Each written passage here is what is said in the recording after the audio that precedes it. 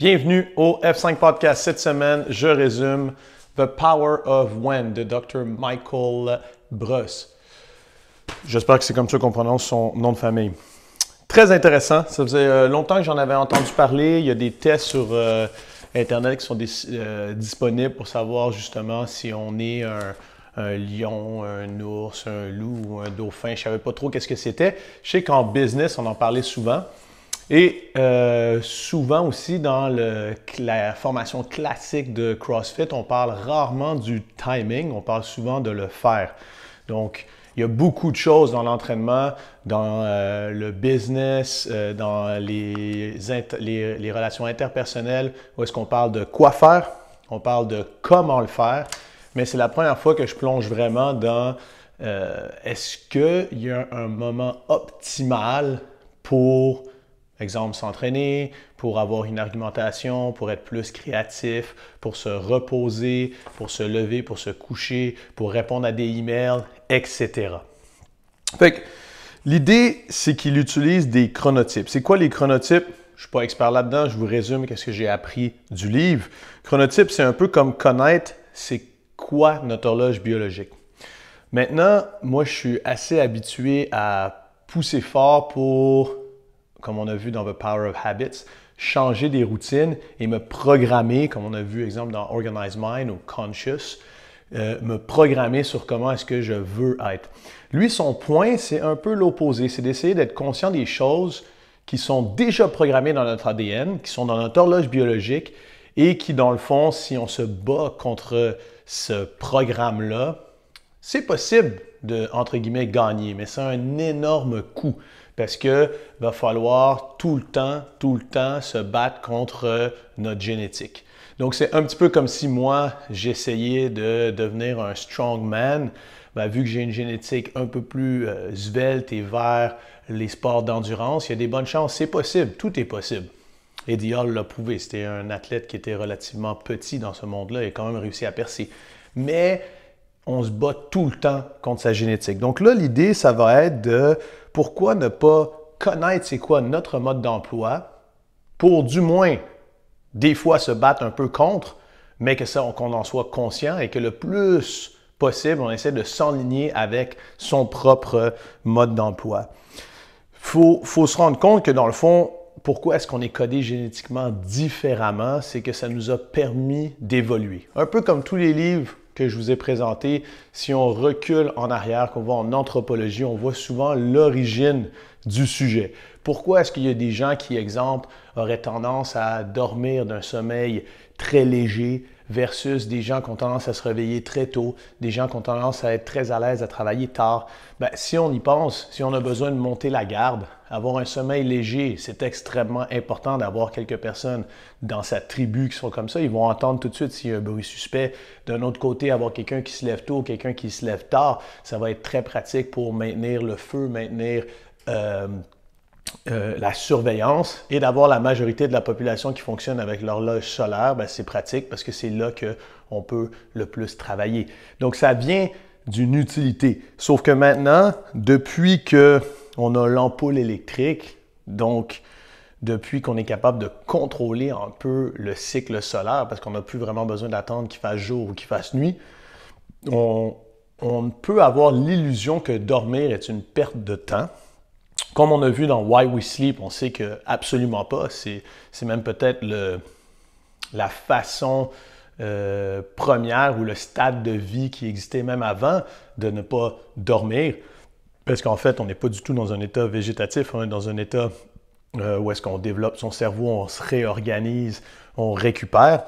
Donc, si on veut être performant, je pense qu'il faut qu'on comprenne que notre vie moderne, oui, par notre alimentation, mais aussi par le fait qu'on est capable de juste appuyer sur un bouton, puis il y a un soleil artificiel qui apparaît, bien, on a tendance à pas assez dormir, comme on a vu dans Why We Sleep, mais surtout tout le temps être décalé avec son horloge biologique. Qu'est-ce que ça fait ça? On perd énormément d'énergie importante qu'on aurait pu utiliser ailleurs dans notre vie et on est moins performant. Donc, l'idée va être c'est quand qu'on résout mieux des problèmes. C'est quand qu'on réagit mieux à un traitement, exemple. C'est quand qu'on est plus fort, c'est quand qu'on est plus faible, c'est quand qu'on est plus patient, c'est quand qu'on est plus irritable. Et et de voir aussi pourquoi est-ce qu'il y a des gens qui ont besoin de plus ou moins dormir. Parce qu'il y a des gens, quand on lit, exemple, Why We Sleep, on se fait dire qu'il faut dormir 8 heures. Bien, est-ce que c'est tout le monde? Puis pourquoi est-ce que ça crée de l'anxiété pour des gens qui sont tout simplement pas la capacité de dormir autant que ça, mais ils pensent que c'est eux qui sont anormaux. Et ils pensent que ce sont eux qui sont anormaux, pardon. Et ça crée de l'anxiété pour rien. Donc, on va voir ça un petit peu plus en détail. Et en premier, on va regarder les chronotypes. Donc, si vous voulez savoir quel chronotype vous êtes, là, je vais les définir de façon succincte, hein, parce que si vous voulez, vous pouvez lire le livre, puis de lire justement dans ce livre-là, si vous n'êtes pas un grand lecteur, mais dans le fond, vous pouvez lire juste les sections qui ont rapport avec votre chronotype. Donc, les chronotypes, c'est tous des animaux qui sont mammifères, parce qu'on est des mammifères, comme ça on peut plus s'identifier à ce style de vie-là. Et si on veut savoir le chronotype qu'on a, vous n'avez même pas besoin d'acheter le livre, vous pouvez aller sur www.thepowerofwhen.com. Donc, c'est Power of When, puis on rajoute The, donc T-H-E, Power of When. Vous pouvez faire le test gratuitement. Donc, il commence en premier par les dauphins. Et les dauphins, pourquoi est-ce que ça s'appelle dauphin? Parce que dans la réalité, les dauphins, c'est des animaux qui dorment très peu, d'un sommeil très léger, pardon, et qui dorment juste une hémisphère de leur cerveau à la fois parce qu'il faut qu'ils continuent à être alertes, qu'ils puissent nager, qu'ils puissent se contrôler dans l'eau. Donc, les dauphins, c'est des gens qui sont très prudents, qui sont introvertis, qui sont très intelligents, qui n'aiment pas du tout les risques, qui veulent atteindre la perfection, donc ils sont très attachés aux détails et souvent, ils ont une petite tendance vers être obsessifs, compulsifs à cause de ça. Ça ne veut pas dire qu'ils le sont tous, là, c'est des généralités. C'est des gens qui se lèvent en étant fatigués, que la première demi de la journée est souvent un très gros rêve, entre guillemets, mais pas parce que c'est un rêve, parce qu'ils sont encore à moitié endormis, ils sont comme sur un nuage. C'est pas idéal, ils ont le goût de faire des siestes à cause de ça, ils n'arrivent jamais à faire des bonnes nuits de sommeil, mais par contre, quand vient le soir, ils sont très productifs. C'est des gens qui travaillent souvent dans des domaines où est-ce qu'il faut une grande précision. À cause de ça, ils n'aiment pas souvent faire du travail en équipe, puis parce que ça les amène avec des conflits, tout ça, ils aiment bien justement juste éviter les conflits et les argumentations. Les lions, eux, ce sont des gens qui sont très optimistes, pragmatiques, sont stables, souvent des overachievers, priorisent énormément leur santé. C'est des gens qui sont très bons à créer des stratégies, qui aiment beaucoup les interactions positives avec les autres. Mais c'est des gens qui, naturellement, se lèvent extrêmement tôt. Ils ne sont pas capables de faire la grasse matinée. Ils se lèvent vraiment tôt. Par contre, ça fait qu'en d'après-midi et début de soirée, ils sont KO, ils sont morts. Il n'y a pas de vie sociale là. Il faut qu'ils aillent se coucher. Ils n'aiment pas faire la sieste parce qu'ils préféraient faire quelque chose de productif. Mais c'est des gens qui sont très bons justement à faire des stratégies pour éviter les gros risques et qui aiment bien la compagnie des autres. Dans la vraie vie, un lion, c'est à peu près ça. Il se lève très tôt avant qu'il fasse chaud. C'est là qu'il fait la chasse. Puis après ça, dans le reste de la journée, l'après-midi, tout ça, il est très calme. Les ours. Donc ça, c'est la grande majorité de la population. C'est des gens extravertis qui sont prudents, qui sont friendly en anglais, donc qui sont le fun d'être avec, qui sont ouverts d'esprit, ils n'aiment pas trop les conflits, ils les évitent, ils veulent aller en santé, être en santé, sauf qu'ils ont tendance à avoir un petit peu plus de gras corporel. Ils priorisent le bonheur sur le plaisir et puis ils sont confortables dans leur routine. Les ours, ils ont tendance à utiliser, dans le fond, le snooze pour se lever parce que comme des ours, ils aiment hiberner. Ils se sentent fatigués en fin de journée. Ils aiment beaucoup faire la sieste, surtout la fin de semaine, pour rattraper le sommeil qu'ils n'ont pas eu dans la semaine. Et ils sont productifs en fin de matinée, début d'après-midi. Après ça, on a les loups. C'est notre dernier chronotype. Les loups qui, comme dans la vraie vie, sont nocturnes. C'est des gens qui sont pessimistes, impulsifs, très créatifs, qui ont beaucoup de sauts d'humeur. Ils aiment prendre des risques, ils priorisent le plaisir sur le bonheur. Ils aiment la nouveauté et sont très intenses lorsqu'ils vivent des émotions. Ils ont beaucoup de difficultés à se lever avant 9 heures du matin et se sentent pleins d'énergie encore à minuit le soir. Donc là, dans le livre, Bien sûr, ils décrivent beaucoup plus les chronotypes et si ça vous intéresse, parce que vous êtes curieux de savoir un petit peu plus quelles sont les recherches sur vous, vous pouvez aller lire le livre. D'après l'auteur, il n'y a pas de mix. Vous n'êtes pas un ou l'autre. C'est sûr qu'on peut se voir un peu dans l'un ou dans l'autre, mais quand on y va vraiment en détail et quand on regarde les horaires optimaux pour chaque chronotype, on se rend compte que dans le fond, on est plus l'un ou l'autre. Donc, il y a une grande section du livre qui est sur les horaires typiques. C'est sûr que l'auteur est quelqu'un d'assez structuré et aime bien justement tout contrôler. C'est pas tout le monde qui aime avoir un horaire. C'est pas tout le monde qui aime se faire dire quoi faire. Et comme il dit, je vous donne un horaire optimal. Après, à vous de prendre potentiellement juste une petite section de cette information-là pour changer un tout petit aspect, un tout petit détail dans votre vie, ou alors de décider de prendre tout l'horaire et de vraiment complètement changer votre vie.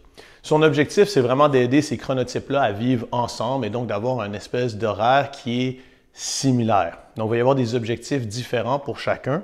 Et ce qui est intéressant, c'est de comprendre les pourquoi il va dire des choses. Donc, dites-vous que l'idée, c'est des horaires pour essayer de rendre tous ces chronotypes-là plus performants, plus heureux dans la vie en société où est-ce qu'on est. Donc, avec les dauphins, l'objectif, c'est de les aider à dormir sans anxiété. C'est des gens qui font beaucoup d'insomnie. C'est une infime partie de la population, 10%. Ben, c'est pas si infime, en fait, là, mais une petite portion de la population. Et donc les aider à sentir plus d'énergie le matin et dormir sans anxiété la nuit. Donc, la première chose qu'il faut se rendre compte avec les dauphins, c'est qu'il y a des illusions que vous ne dormirez pas 8 heures. Si vous êtes un dauphin, il faut s'habituer qu'on veut augmenter la qualité de son sommeil. On veut être capable d'être plus fonctionnel en début de journée pour pouvoir bien fitter dans la société, être capable de se coucher à des heures acceptables.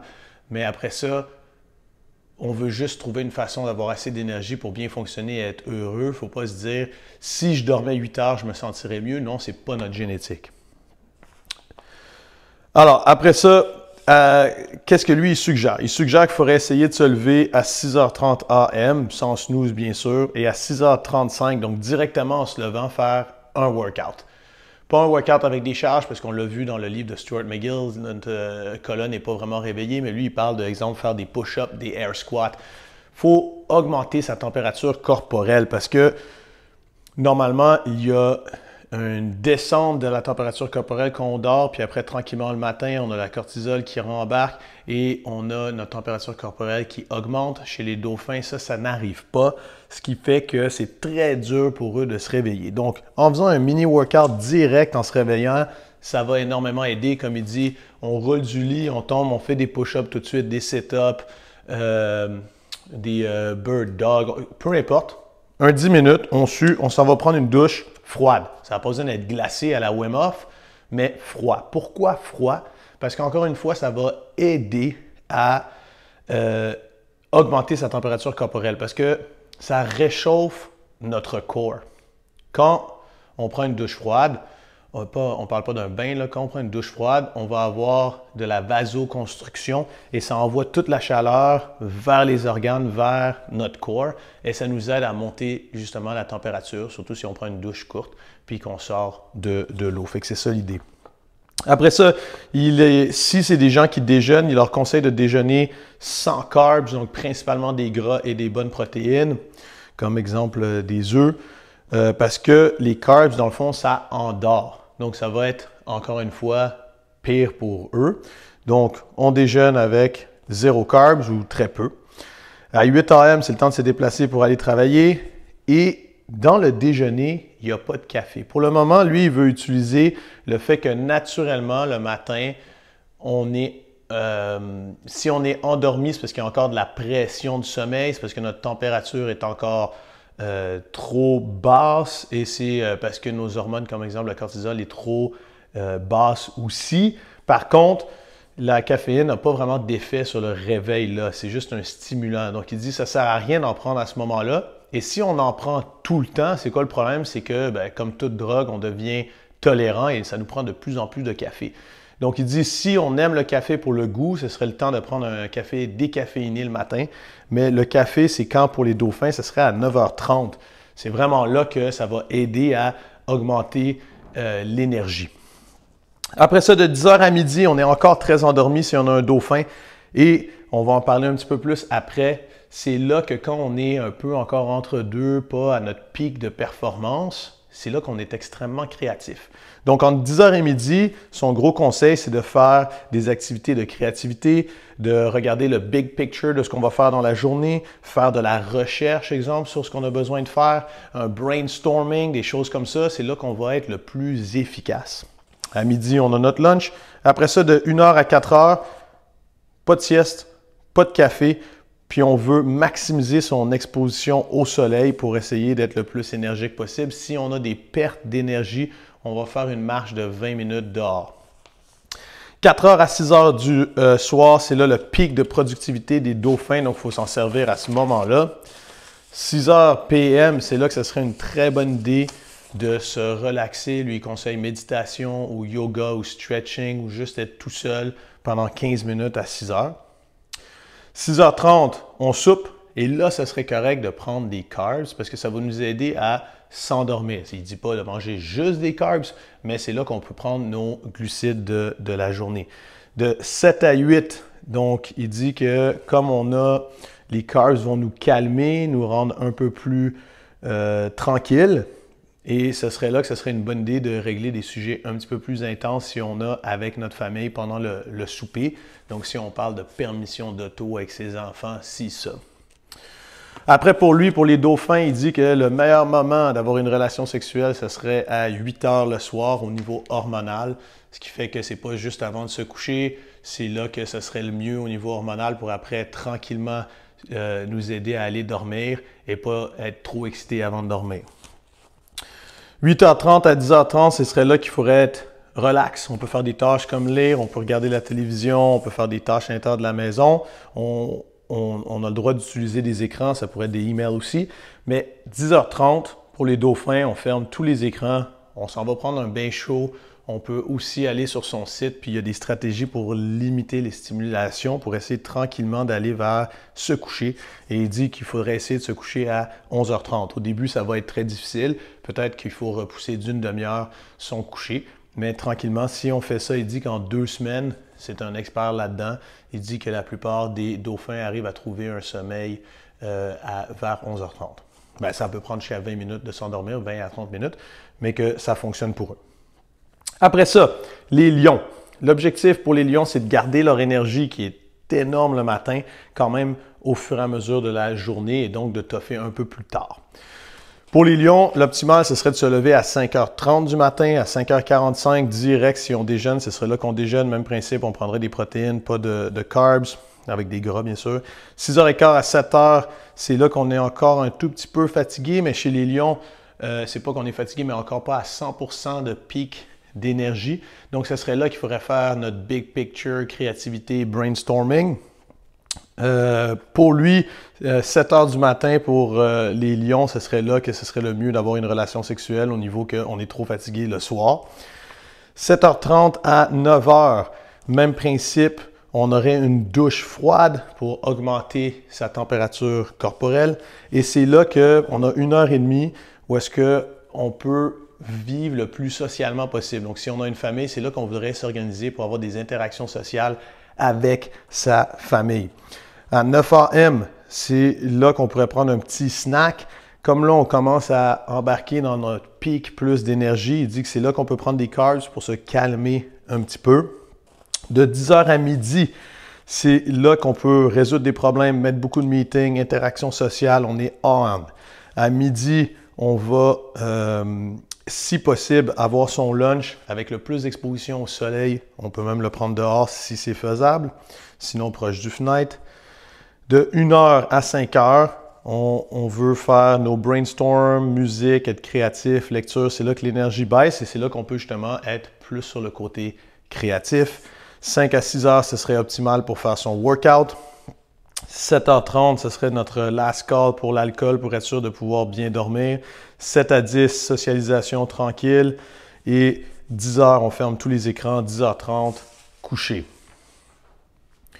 Maintenant, les ours. Les ours, c'est sûr qu'il y en a le plus dans la société. Les dauphins, c'est autour de 10%. Les lions, c'est autour de 10% aussi.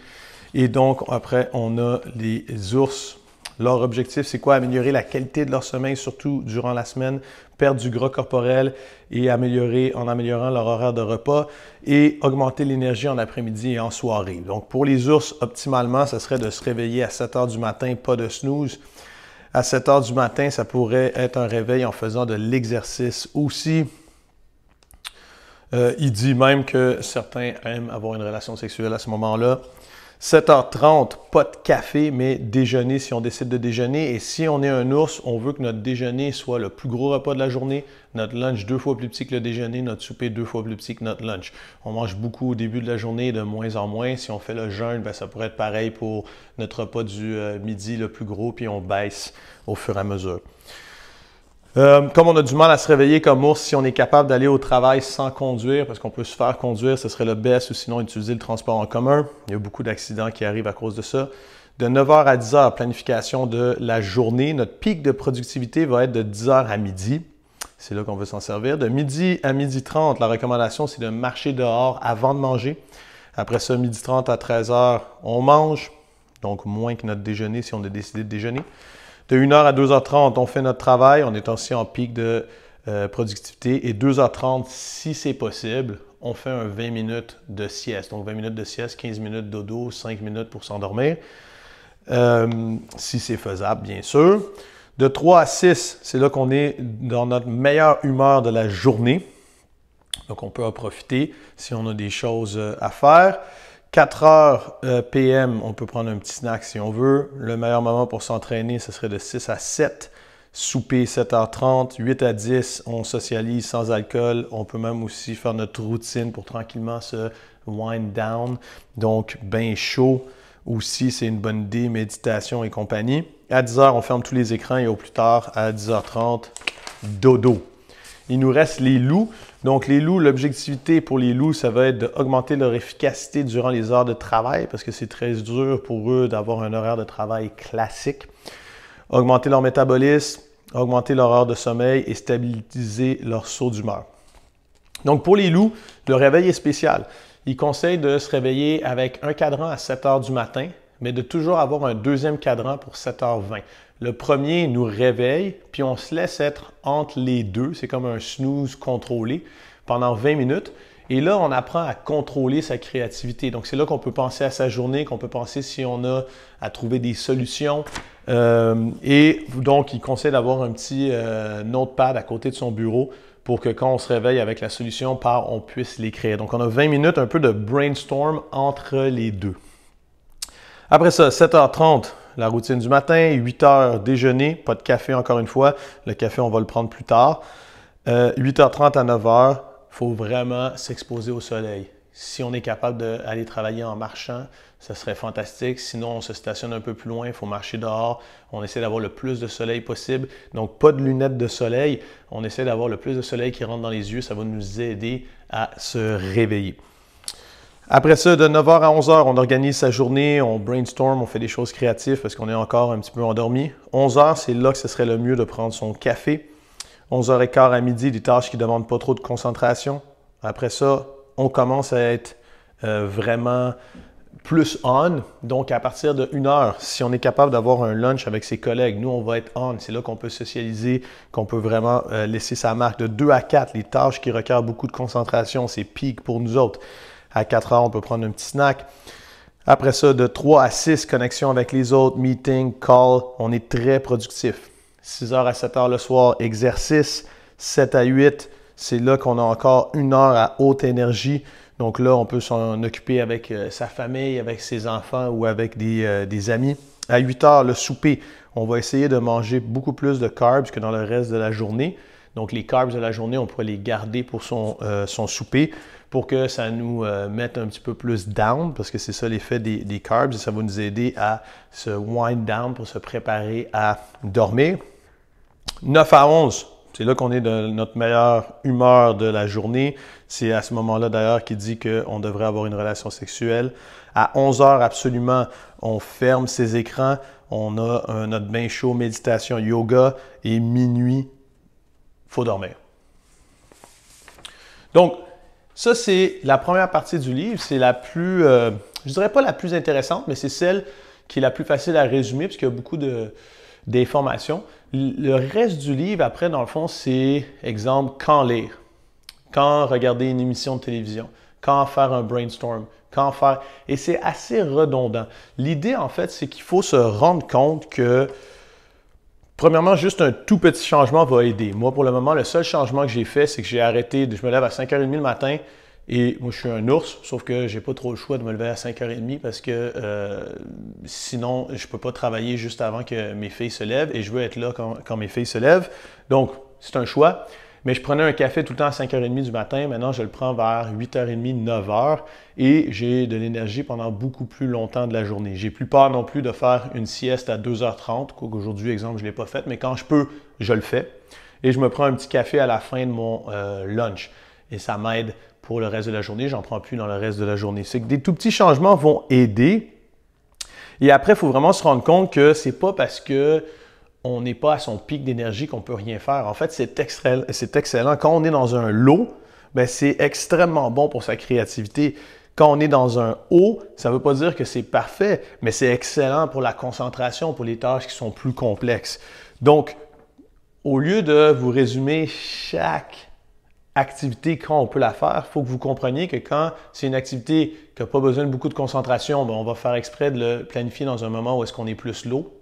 Quand c'est une activité qui nous demande énormément de concentration, et ça peut être, comme on a vu dans Verbal Judo, ça demande beaucoup de concentration si on veut avoir une argumentation avec quelqu'un. Donc, c'est juste de savoir, est-ce que c'est un bon moment pour moi d'avoir une argumentation? Sinon, comme on a vu dans Verbal Judo, ben, on fait juste se dire, écoute, on s'en parle demain. Parce que là, je vais juste dire des niaiseries, ça ne marchera pas. C'est se connaître aussi pour ces camps qu'on peut brainstormer. L'exemple des loups le matin, 7h à 7h20, j'ai jamais pensé que ça pouvait être utile, exemple, d'avoir un 20 minutes entre les deux, alors que ben, dans toutes les recherches maintenant sur le sommeil, on sait que c'est comme ça qu'on arrive à avoir des insights, des moments eureka. Donc, tous les moments de la journée, en fait, sont importants si on sait quand mettre les bonnes activités au bon moment. Donc, si on veut, exemple, faire un brainstorming, ce serait peut-être pas une bonne idée d'utiliser nos 2 heures de performance, de peak performance à ce moment-là. C'est beaucoup mieux de le prendre le matin ou le soir quand on est dans un low parce qu'en plus, on va avoir des idées qui nous viennent plus facilement et on va pouvoir maintenir ces 2 heures ou 4 heures, dépendamment quel chronotype on est, de productivité à un moment qui est, à une tâche qui est plus utile et plus demandante. C'est aussi comment savoir comment utiliser la caféine. J'avais jamais pensé aussi que ben, le matin, juste en se levant, ça ne sert à rien de prendre de la caféine au niveau pour se réveiller. Tout ce que ça fait, c'est que ça augmente notre tolérance, ce qui fait qu'on a besoin de plus en plus de café au long de la journée. Autant le prendre quand ça a un effet plus intéressant. D'ailleurs, sur son site, il a plusieurs trucs pour pouvoir baisser sa consommation de caféine si on veut. Donc, il faut apprendre à meubler ses journées en choisissant la tâche selon notre horloge biologique au lieu de tout le temps essayer de se combattre soi-même. Et je pense que ce qui est super important à comprendre, c'est que si on sait qu'il y a un moment optimal pour faire ce qu'on a à faire, juste le fait de le savoir, on va essayer de le trouver. Comme vous avez sûrement tous remarqué que quand on fait de la force en après-midi, on est plus fort que le matin. Donc, si on a le choix, ben, si on veut travailler en force maximale, on peut s'entraîner le matin. Après, l'entraînement, comme vous avez vu, peut avoir plusieurs objectifs. Si on veut s'entraîner pour augmenter sa température corporelle pour se réveiller, ben, le matin, c'est bon. Si on veut s'entraîner pour performer, qu'on a le choix, ben, normalement, l'après-midi, pour la plupart, ou en fin de matinée, pour la plupart d'entre nous, ça va être meilleur. Le fait aussi de savoir que ben, on est tous différents, qu'on a tendance à organiser notre société comme si on était tous des ours, ben, les dauphins, les lions et les loups, il faut réussir à leur donner une possibilité d'avoir du travail dans les moments de leur performance, de leur peak performance. Ça ne sert à rien, en fait. Ben là, on voit comment est-ce qu'ils peuvent essayer de le faire, mais ça ne sert à rien de caler des meetings à 6h30 AM du matin pour des loups, parce qu'ils ne seront pas là, ils nous aideront vraiment pas. Déjà, à 9h pour eux, c'est un moment de créativité parce qu'ils viennent de se réveiller. C'est où ils sont encore en train de se réveiller. Puis c'est un peu le même principe pour les lions. Organiser un souper à 8h le soir ou à 9h le soir pour eux, ils sont complètement fatigués, ils ne seront pas là, ils ne vont pas vraiment socialiser. Fait que juste le fait de savoir ça, on peut commencer à se questionner sur nos parents, nos amis, notre conjoint, nos partenaires d'entraînement, c'est quoi leur chronotype pour pouvoir essayer d'utiliser ça à notre avantage. J'espère que ça vous a plu. Moi, ça m'a définitivement ouvert les yeux sur plusieurs aspects du timing que je ne connaissais pas du tout. Et puis, je commence à l'utiliser à mon avantage. À la semaine prochaine.